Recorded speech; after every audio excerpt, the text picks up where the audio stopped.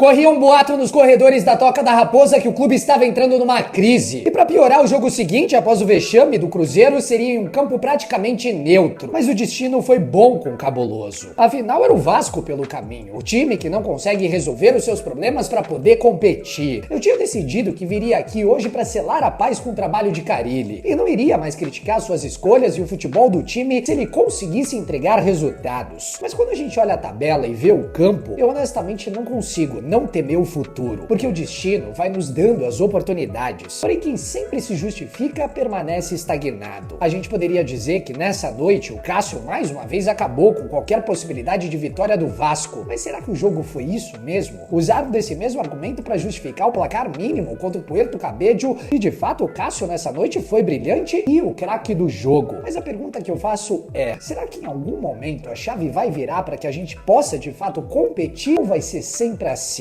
Expostos o tempo inteiro ao perigo, onde o Léo Jardim nos salvou da derrota contra o Flamengo e hoje vimos a bola rolar a área inteira para o adversário marcar um gol novamente, onde não sofremos gol apenas contra o rival no campeonato, justamente por conta do nosso goleiro. A minha pergunta é: de que forma levamos perigo ao Cássio nessa noite? Foram 4 grandes defesas dele, 2 de bolas cruzadas na área e uma de uma jogada individual do Paulo Henrique. Exatamente o mesmo roteiro que havia sido contra o Puerto Cabello também. Vamos encerrar o mês de abril enfrentando uma equipe de segunda divisão pela Copa do Brasil e com isso terminaremos os 4 primeiros meses do ano com apenas 3 vitórias contra times da Série A do Campeonato Brasileiro e apenas um triunfo contra times que estavam na elite do último ano, que é o Botafogo, no Campeonato Carioca, que todos sabemos como eles estavam levando a sério o estadual, né? Então a minha pergunta honesta é a seguinte: isso de fato não preocupa vocês, torcedores? Porque nos 6 primeiros jogos do Brasileirão enfrentamos 3 times que subiram da Série B. Um que está em crise, um clássico e o time que tem a segunda pior defesa da competição. Marcamos 6 gols em 6 jogos, sofremos 8 e fizemos apenas 7 pontos. Desde quando as principais competições começaram, nós vencemos o Sport, que teve mais posse de bola dentro de São Januário, vencemos o Santos com 2 gols de Verratti para variar e vencemos um time amador da Venezuela. A minha principal pergunta é: o que o Carille tem feito pelo Vasco? Ofensivamente não existe nada de coletivo. Defensivamente, todo jogo entregamos gols patéticos, tanto individualmente quanto coletivamente. Mas o que mais me inculcou nessa noite é que nitidamente o Coutinho e o Nuno não deveriam nem ter entrado em campo de tão exaustos. Foram 2 pesos em campo o tempo inteiro. Então por que entramos com time reserva contra o Corinthians para sermos humilhados depois de ter disputado 2 jogos após ter ficado 22 dias sem entrar em campo e agora os nossos principais jogadores não descansam depois de 4 jogos seguidos? Esse foi o 5º, onde apenas o Coutinho descansou nesse meio tempo, mas já fez o 3º jogo seguido novamente nessa noite. Não existe preparação física que aguente esse ritmo, tendo em vista que absolutamente todos os times que estão disputando 3 competições têm mesclado de algum jeito, inclusive o adversário dessa noite. Então eu te pergunto, o que o Carille tem feito? O jogo de hoje é um balde de água fria após a partida contra o Lanús, que ao meu ver tinha sido o melhor jogo do time com o Carille na temporada. E olha que foi um 0-0, pra gente ver o lugar que a gente se enfiou nesse trabalho até aqui. Completaremos 120 dias de trabalho com apenas 3 vitórias contra times de Série A. Vou repetir, um deles nesse momento é o último colocado com 2 pontos e o outro 18º, que ainda joga nessa rodada. O outro time que vencemos na temporada já tinha praticamente abandonado o Campeonato Carioca. Esse é o nível da temporada até aqui.